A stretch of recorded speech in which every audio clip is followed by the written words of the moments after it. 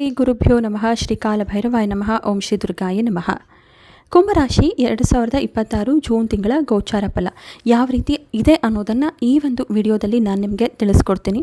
ಮೊದಲನೇದಾಗಿ ಕುಂಭರಾಶಿಯವರಿಗೆ 7 ಶನಿಯ ಪ್ರಭಾವ ಇದೆ, ಅಂತಿಮ ಹಂತದಲ್ಲೂ ಕೂಡ ಇದೆ. ಇನ್ನು ಜೂನ್ ತಿಂಗಳು ಕುಂಭರಾಶಿಯವರು ಮಿಶ್ರ ಫಲಿತಾಂಶವನ್ನು ಪಡಿತಾರೆ. ಫಲಿತಾಂಶಗಳು ಮಿಶ್ರವಾಗಿದ್ದರೂ ಕೂಡ ಗ್ರಹಗಳ ಬದಲಾವಣೆಯಿಂದ ಒಂದಷ್ಟು ಮಹತ್ತರ ತಿರುವುಗಳು ಕೂಡ ಈ ತಿಂಗಳಲ್ಲಿ ನೀವು ನಿರೀಕ್ಷೆಯನ್ನು ಮಾಡಬಹುದು.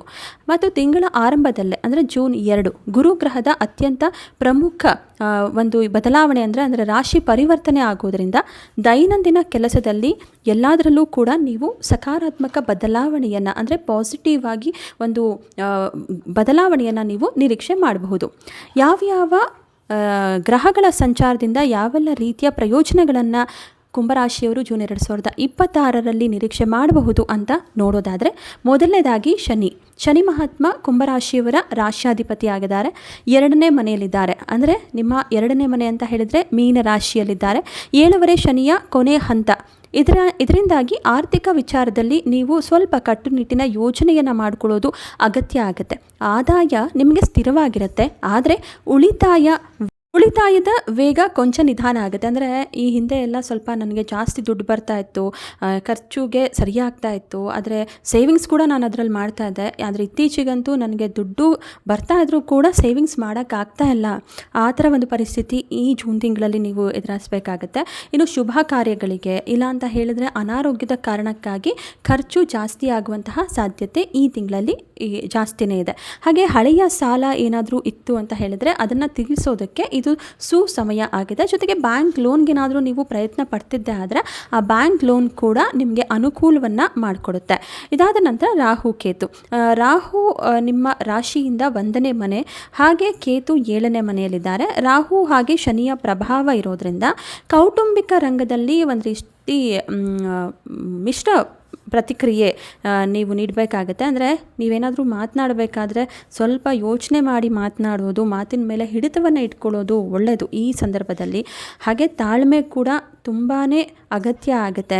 ಕಟುವಾದ ಒಂದಷ್ಟು ಅಸಡ್ಡೆಯ ಮಾತುಗಳು ಏನಿದೆ ಆ ಒಂದು ಮಾತು ಎಲ್ಲೋ ಒಂದು ರೀತಿ ಕುಟುಂಬದ ಸದಸ್ಯರ ಮೇಲೆ ಪರಿಣಾಮ ಬೀರುತ್ತೆ. ಅದರಲ್ಲೂ ಹಿರಿಯರು ನಿಮ್ಮ ಒಂದು ಅಸಡ್ಡೆಯ ಮಾತಿನಿಂದ ಗೊಂದಲಕ್ಕೊಳಗಾಗ್ತಾರೆ. ಇದರಿಂದಾಗಿ ಮನಸ್ತಾಪಗಳು ಕೂಡ ಈ ಒಂದು ಸಂದರ್ಭದಲ್ಲಿ ಜಾಸ್ತಿನೇ ನೀವು ಎದುರಿಸಬೇಕಾಗತ್ತೆ. ಇನ್ನು ಸಂಗಾತಿಯೊಂದಿಗೆ ನಿಮ್ಮ ಬಾಂಧವ್ಯ ಯಾವ ರೀತಿ ಇರುತ್ತೆ ಅಂತ ಹೇಳಿದ್ರೆ, ಯಾವುದೇ ಒಂದು ನಿರ್ಧಾರವನ್ನು ತೆಗೆದುಕೊಳ್ಬೇಕಂದ್ರೂ ಕೂಡ ಇಬ್ಬರೂ ಕೂತು ಪರಸ್ಪರ ಯೋಚನೆ ಮಾಡಿ ಸಮಾಲೋಚನೆ ನಡೆಸಿ ತೆಗೆದುಕೊಳ್ಳುವಂಥದ್ದು ಒಳಿತು. ಹಾಗೆ ನಿಮ್ಮ ನಂಬಿಕೆಯನ್ನು ಒಬ್ರಿಗೊಬ್ರು ನಂಬಿಕೆ ಏನಿರುತ್ತೆ ಬಲಪಡಿಸ್ಕೊಳ್ಳೋದಕ್ಕೆ ಇದೊಂದು ಸೂಕ್ತ ಸಮಯ ಆಗಿದೆ. ಮದುವೆಗೆ ಹುಡುಗಿನ ನೋಡ್ತಾ ಇದ್ದರೆ ಅಥವಾ ಹುಡುಗನ ನೋಡ್ತಿದ್ರೆ, ಎಸ್ಪೆಷಲಿ ಅವಿವಾಹಿತರಿಗೆ ಈ ತಿಂಗಳ ಮಧ್ಯಭಾಗದಲ್ಲಿ ಉತ್ತಮ ಆಗಿದ್ದು ಒಳ್ಳೆಯ ಸಂಬಂಧಗಳು ಕೂಡ ಕೂಡಿ ಬರುವಂತಹ ಸಾಧ್ಯತೆ ಜೋರಾಗಿದೆ. ಇನ್ನು ಗುರು ಪ್ರಭಾವ ಯಾವ ರೀತಿ ಇದೆ ಅಂತ ನೋಡೋದಾದರೆ, ಗುರು ಜೂನ್ 2ರಂದು ಮಿಥುನ ರಾಶಿಯಿಂದ ಕರ್ಕಾಟಕ ರಾಶಿಗೆ ಪ್ರವೇಶ ಮಾಡ್ತಾ ಇರೋದ್ರಿಂದ, ಅಂದರೆ ನಿಮ್ಮ 6ನೇ ಮನೆಗೆ ಪ್ರವೇಶ ಮಾಡ್ತಿರೋದ್ರಿಂದ ಇದರಿಂದ ಉದ್ಯೋಗಿಗಳಿಗಂತೂ ತುಂಬಾ ಅನುಕೂಲ ಆಗುತ್ತೆ. ಒಳ್ಳೆಯ ಸಮಯ ಇದು. ಹೊಸ ಅವಕಾಶಗಳು ಕೂಡ ನಿಮ್ಮನ್ನು ಹುಡುಕಿಕೊಂಡು ಬರುತ್ತೆ.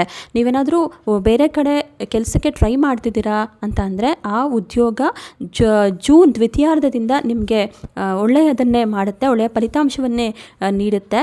ಇನ್ನು ಕಚೇರಿಯಲ್ಲೇನಾದರೂ ನೀವು ಒಂದೊಳ್ಳೆ ಜವಾಬ್ದಾರಿಯನ್ನು ಎದುರು ನೋಡ್ತಿದ್ರೆ ಆ ಜವಾಬ್ದಾರಿ ಹೆಚ್ಚಾಗುತ್ತೆ.